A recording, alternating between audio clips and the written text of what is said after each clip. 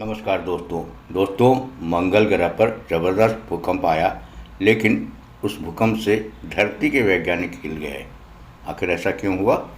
असल में 4 मई 2022 को नासा के इनसाइडर लैंडर ने मंगल ग्रह पर अब तक के सबसे बड़े भूकंप को रिकॉर्ड किया था।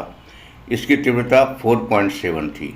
हालांकि पृथ्वी की तुलना में यह सुनने में आपको बहुत ही हल्का लग रहा हो, लेकिन हमारे पड़ोसी ग्रह मंगल की स्थिति पृथ्वी से अलग है।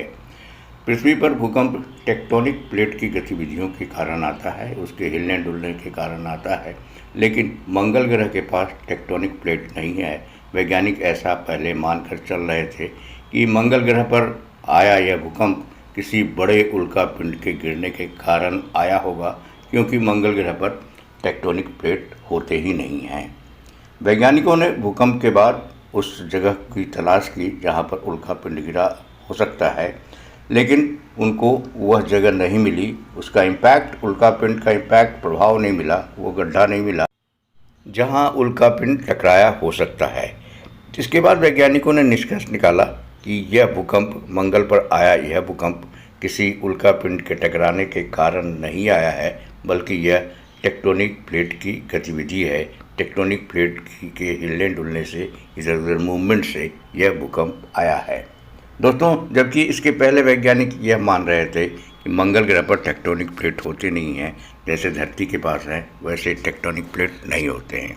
तो इस भूकंप से यह नई खोज वैज्ञानिकों के हाथ लगी कि मंगल ग्रह के पास अपना टेक्टोनिक प्लेट है। शोध से जुड़ा लेख इस सप्ताह एक जर्नल में प्रकाशित भी हुआ है, जिसमें लेखक ने लिखा है कि हमने निष्कर्ष निकाला कि इनसाइडर की ओर से पकड़ा गया सबसे बड़ा भूकंप उल्कापिंड से न होकर टेक्टोनिक गतिविधि से आया था मंगल पर।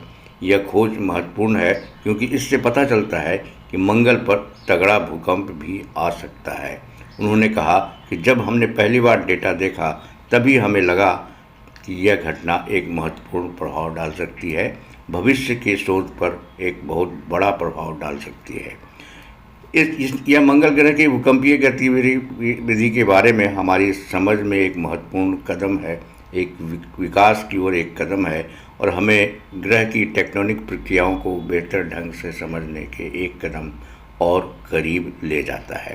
लेखक का कहना है, हम सभी मानते हैं कि मंगल पर कोई सक्रिय प्लेट टेक्टोनिक्स नहीं है, इसलिए संभवतः मंगल की परत के भीतर तनाव के रिलीज होने से हुई थी यह भूकंप आया था।